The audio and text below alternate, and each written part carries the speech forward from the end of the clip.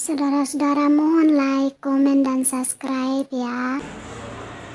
Shalom untuk kita sekalian. Shalom. Sekali lagi shalom. Shalom. Masih ada sukacita. Amin. Masih ada hati yang menyenangkan Tuhan. Masih. Tuhan, sebelum kita membaca tentang nama Tuhan, mari terlebih dahulu kita minta kekuatan dan pertolongan dari kita. Ya Tuhan, ya Allah kami, Allah yang kami puji, Allah yang kami sembah. Terima kasih banyak ya Tuhan, kesempatan kehidupan yang Tuhan berikan kepada kami sampai dengan saat ini. Sampai saat ini Tuhan, kami anak-anak yang hendak membuka membaca serta mendengar. Kami menyadari ya Tuhan, kami adalah manusia yang lemah, kami adalah manusia yang terbatas. Kami tidak mampu untuk memahami dan bahkan melakukan firman-Mu dalam kehidupan kami hari atas hari. Tetapi kami mengundang pekerjaan dari Roh Kudus-Mu ya Tuhan, terang hati dan pikiran kami, mampukan kami untuk memahami dan bahkan melakukan firman-Mu. Tuhan Yesus, Tuhan Kau memberkati setiap kami, baik penyampai dan pendengar firman-Mu.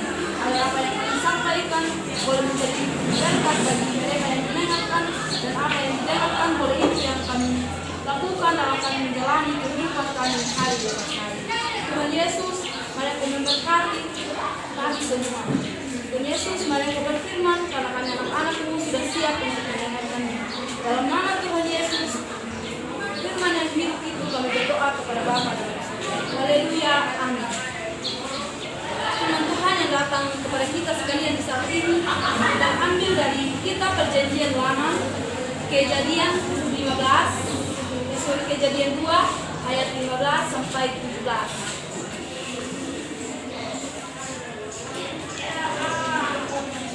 Kejadian 2 ayat 15 sampai ayatnya yang ke-17. Jadi kalau kita sekalian mendengarnya, saya akan membacakan untuk kita. Demikian bunyi Tuhan Allah mengambil manusia itu dan menempatkannya dalam Taman Eden untuk mengusahakan dan memelihara taman itu. Lalu Tuhan Allah memberi perintah ini kepada manusia. Semua pohon dalam taman ini boleh kau makan buahnya dengan bebas, tetapi pohon pengetahuan tentang yang baik dan yang jahat itu janganlah kau makan buahnya, sebab pada hari engkau memakannya pastilah engkau mati. Demikian jauh pembacaan firman Tuhan, yang dikatakan berbahagia adalah setiap kita yang membaca serta mendengarkan. Tetapi kita dikatakan lebih berbahagia jika kita melakukan firman Tuhan dalam kehidupan kita hari lepas hari. Sekali lagi shalom. Shalom.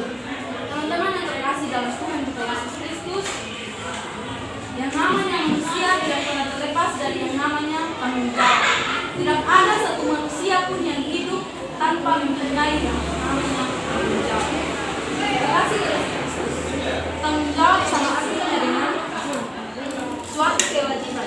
Dalam artian suatu hal yang sudah menjadi tugas kita yang harus kita laksanakan. Dan tanggung jawab juga satu hal yang penting dalam kehidupan kita yang tidak boleh kita tunda.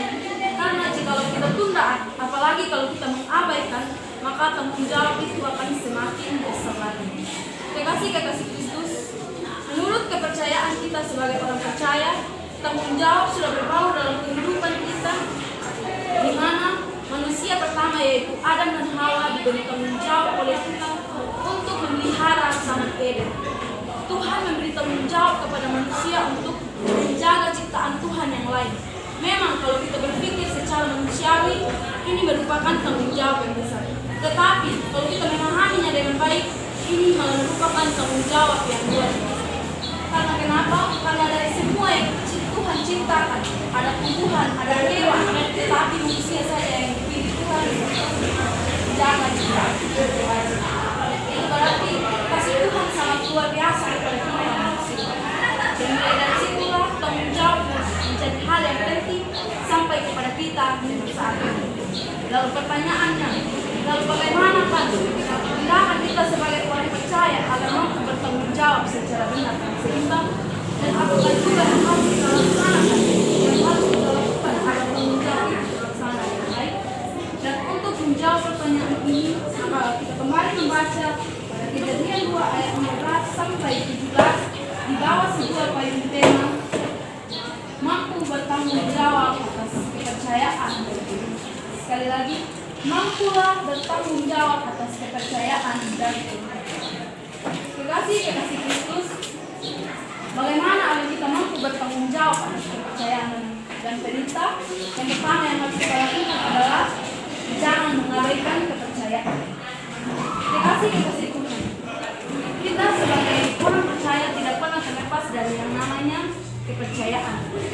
Dan kepercayaan itu juga harus disertai dengan yang namanya tanggung jawab. Contoh kecil saja di rumah. Kan biasa kalau orang tua keluar terus cara belajar, rajin ke sekolah, taat terhadap guru, taat terhadap aturan yang ada dan lain sebagainya. Nah, orang tua umat itu tak boleh di sekolah, padahal kita sekolah terus sama wago, belajar ki, alfa dan lain sebagainya. Istilahnya 3D, datang, duduk, diam, pulang.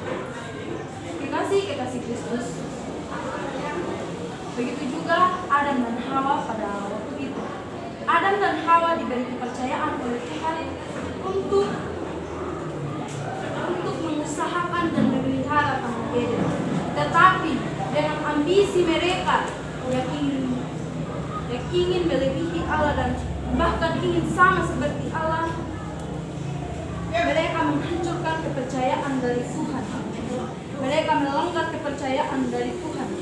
Mereka tidak mendengarkan apa yang menjadi perkataan Tuhan. Mereka lebih mengikuti apa yang menjadi keinginan mereka. Mereka lebih mengikuti apa yang menjadi kesenangan mereka sendiri. Dan pada akhirnya mereka hancur oleh ambisi mereka sendiri. Mereka mendapatkan akibatnya dan tidak tanggung jawaban mereka. Mereka diusir dari Taman Eden dan mulai dari situlah mereka mulai merasakan yang namanya hidup hancur tanpa adanya Tuhan. Kekasih Kristus, kembali juga dalam kehidupan kita. Tidak hanya Adam dan Hawa saja yang diberi kepercayaan, tetapi kita juga. Maka berarti jangan sekali-sekali kita mengabaikan kepercayaan dari orang lain, terlebih khususnya kepercayaan dari Tuhan. Jikalau kita mengabaikan, maka kita akan sama seperti Adam dan Hawa yang menyesal tidak ada. Dan hal yang kedua adalah kita mampu bertanggung jawab atas kepercayaan dan perintah, yaitu jangan melanggar perintah. Yang namanya perintah pasti kita semua sering mendapatkannya dan bahkan selalu. Contoh kecil saja di sekolah kita diperintahkan untuk dalam. Kita diperintahkan untuk dalam, maka berarti kita tidak boleh melanggar perintah itu. Kita harus mengikuti perkataan guru. Tetapi terkadang guru baru selesai tegur, guru baru jalan satu langkah saja pun kita langsung lepas lagi. Itu berarti kita tidak berpercaya. Itu dengan sesama saja kita sudah melanggar perintah, apalagi dengan Tuhan yang tidak terperintah. Kekasih Kristus, Adam dan Hawa pada waktu itu melanggar perintah dari Tuhan. Tuhan bilang kepada mereka, semua pohon dalam taman ini boleh kau makan buahnya dengan bebas, tetapi satu yang Tuhan larang. Pohon pengetahuan tentang yang baik dan yang benar itu janganlah kau makan buah, sebab pada hari engkau memakannya pastilah engkau mati. Tuhan tidak melarang banyak, tetapi hanya satu saja yang Tuhan larang. Tuhan perintahkan kepada manusia. Pohon pengetahuan itu janganlah engkau makan buah, tetapi selain daripada itu semuanya boleh engkau makan. Tetapi mereka terlalu egois. Mereka ditipu oleh iblis. Mereka terlalu mengikuti tipu daya iblis. Dan kita bisa membaca pada pasalnya yang ketiga tentang kejatuhan manusia ke dalam dosa yang disebabkan oleh tipu daya iblis. Kekasih Kristus, marilah melalui kesempatan pada pagi hari ini, pada saat ini, firman Tuhan mengajak kita sekalian untuk mampu bertanggung jawab atas kepercayaan dan perintah. Jangan sekali-sekali kita mengabaikan kepercayaan dan jangan sekali-sekali kita melanggar yang namanya perintah. Marilah kita hidup marilah kita hidup dengan bertanggung jawab penuh atas kepercayaan kepercayaan atas berita yang ada. Biarlah semua Tuhan memberkati menjadi berkat bagi kita semua yang mendengarkannya dan menjadi pedoman dalam kita menjalani kehidupan kita hari ini. Amin. Siapkan hati kita berdoa. Ya Tuhan, ya Allah kami sangat bersyukur ya Tuhan atas firman-Mu yang telah kami dengarkan. Kami menyadari ya Tuhan, pada saat kami menyampaikan firman-Mu, banyak sekali kekurangan kami. Tetapi mereka sendiri yang menyempurnakannya, mereka sendiri bekerja melalui pekerjaan Roh Kudus itu, terangi hati dan pikiran kami masing-masing ya Tuhan, agar kami bisa memahami dan bahkan melakukan firman-Mu itu dalam kehidupan kami hari lepas hari. Tuhan Yesus, pada saat ini juga kami berdoa untuk Ibu Guru, Ibu Tina yang telah mengajarkan kami seperti ini, yang membimbing kami. Mereka memberkati dia, memberkati keluarganya, memberkati pergumulan, memberkati tugasnya, dan memberkati kehidupannya. Mari kau dari dia kesehatan, hikmat, kebijaksanaan Tuhan sehingga dia dan kami juga berdoa untuk Tuhan sekalian ya Tuhan, pendengar firman. Mari ya Tuhan, Engkau bekerja melalui pekerjaan Roh Kudus. Engkau diami hati, Engkau diami pikiran kami ya Tuhan. Engkau gerakkan hati kami untuk kami dapat melakukan firman-Mu itu dalam kehidupan kami hari ini. Tuhan Yesus, kami juga di sini ya Tuhan, kami mempunyai yang namanya cita-cita dan harapan. Dan untuk itu ya Tuhan, kami hanya mempertaruhkannya dalam tangan kasih. Karena kami yakin dan percaya, ketika kami berserah kepadamu, Engkau tidak akan meninggalkan kami. Tetapi selebihnya Engkau menyediakan masa depan yang penuh harapan kepada kami sekalian.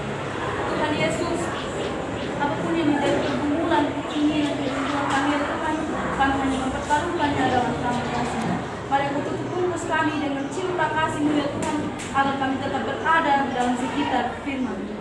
Tuhan Yesus, pada saat ini kami anak-anak-Mu yang mengisi kelas. Mari Engkau memberikan kami hikmat dan kebijaksanaan kepintaran yang besar, agar sebentar kami boleh belajar. Tuhan Yesus, kami juga menyadari sebagai manusia kami tidak luput dari yang namanya dosa. Untuk itu ya Tuhan, kami mohon pengampunan daripada-Mu. Mari Kau layakkan kami ya Tuhan untuk jadi anak-anak kekudusan. Tuhan Yesus, sebenarnya masih banyak yang kami minta di hadapan hadirat. Tetapi sebelum kami menyampaikannya satu persatu, Engkau tersedia untuk mengetahuinya. Tuhan Yesus, ini doa, ini pengharapan kami ya Tuhan. Mari Kau sempurnakan doa kami dengan sempurna ini ya Tuhan. Hanya di dalam nama-Mu, sumber pengharapan dan kehidupan kami berdoa kepada Bapa dalam surga. Haleluya, amin.